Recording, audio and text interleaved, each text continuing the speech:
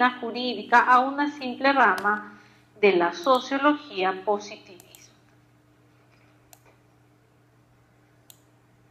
El positivismo jurídico concibe al derecho como un fenómeno eminentemente normativo, pero considerado como un resultado exclusivo de la voluntad humana. Luego tenemos el realismo o sociologismo jurídico. ¿Qué cosa es el realismo o sociologismo jurídico? Para los iusrealistas, el derecho no consiste exclusivamente en normas. El derecho no se identifica como un deber ser, sino como un ser.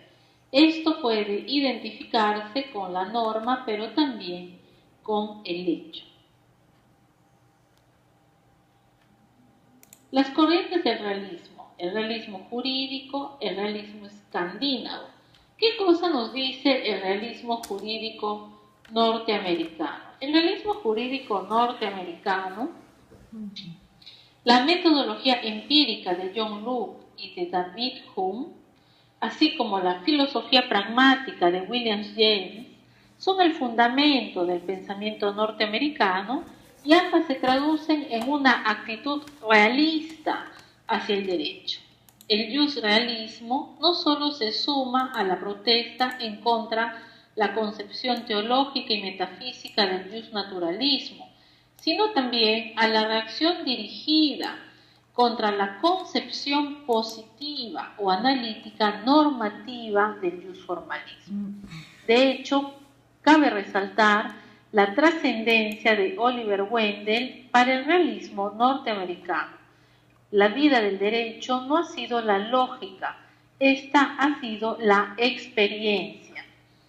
Es la frase del ministro de la Suprema Corte de Estados Unidos, que identifica el derecho con la experiencia práctica y se ha convertido en el credo del realismo norteamericano.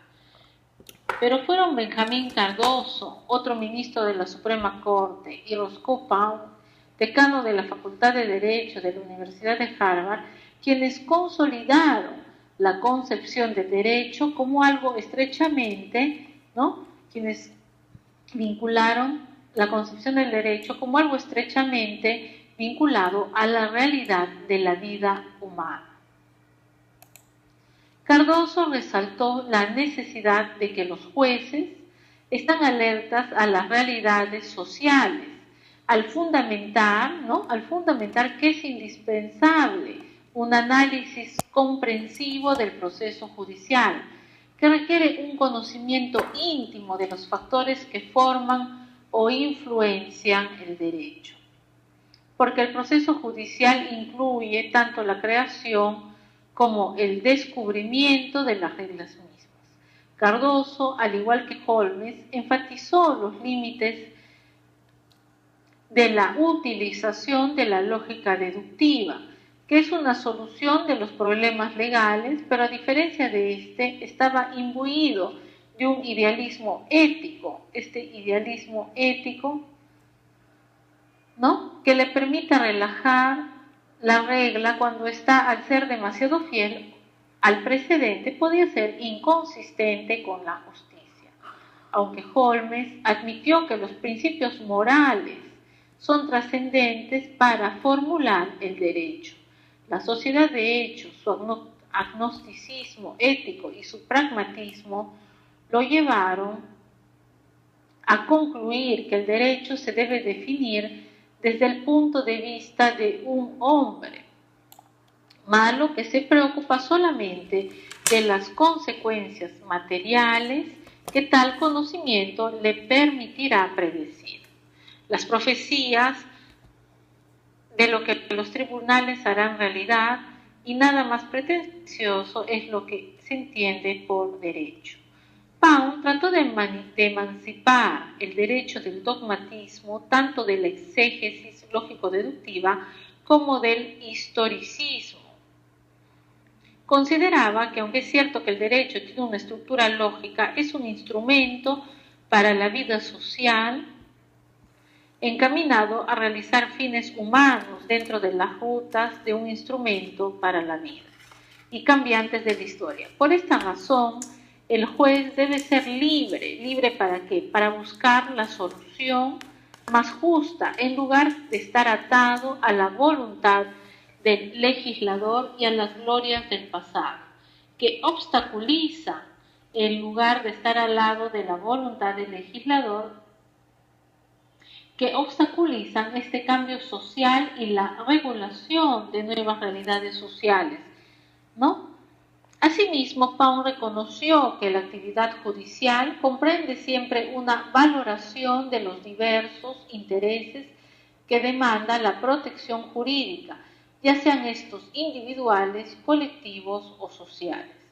El juez, para clasificarlos, requiere de un pleno conocimiento sociológico de ellos y también de las pautas valorativas, para poder determinar en qué medida y de qué manera han de ser protegidos.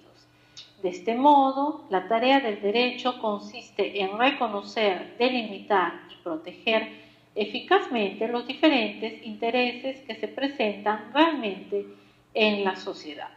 La faceta más característica del realismo norteamericano consiste en que sus representantes traten de minimizar el elemento normativo y prescriptivo del derecho y maximizan el elemento empírico y descriptivo del mismo. Así, el derecho se convierte en un conjunto de hechos en lugar de normas. Lo que se preocupa a los realistas se reduce a saber de que los jueces hacen en realidad a resolver las disputas que presentan entre ellos. No obstante, las decisiones de los tribunales son ciertamente imprescindibles.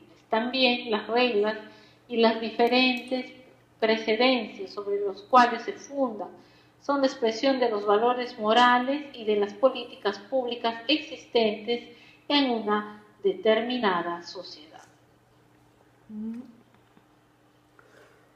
Y es un conjunto de hechos y no de realidad. ¿Está claro hasta aquí?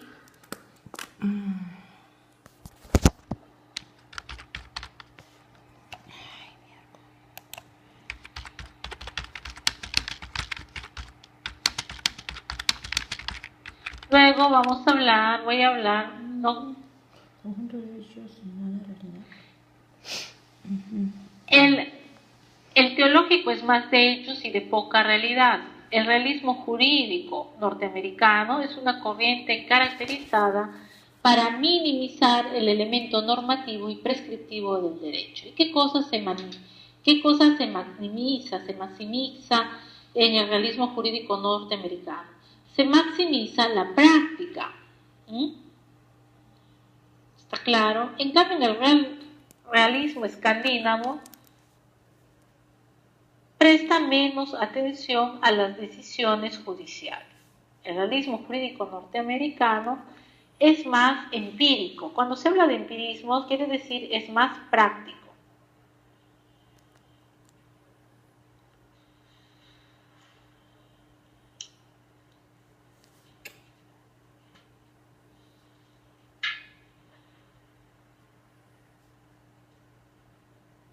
Luego tenemos otras corrientes como el justmarxismo. El justmarxismo afirma que el derecho es un mero reflejo de las condiciones e instrumentos de conveniencia económica. Se considera al derecho uno de los factores integrantes de la capa ideológica, la superestructura. En esta capa, el derecho solo se entiende como proyección y reflejo de la estructura del sistema económico. Un momento, hacemos un break de 10 minutos. Son las 6:06. Empezamos 6:16. ¿Está claro?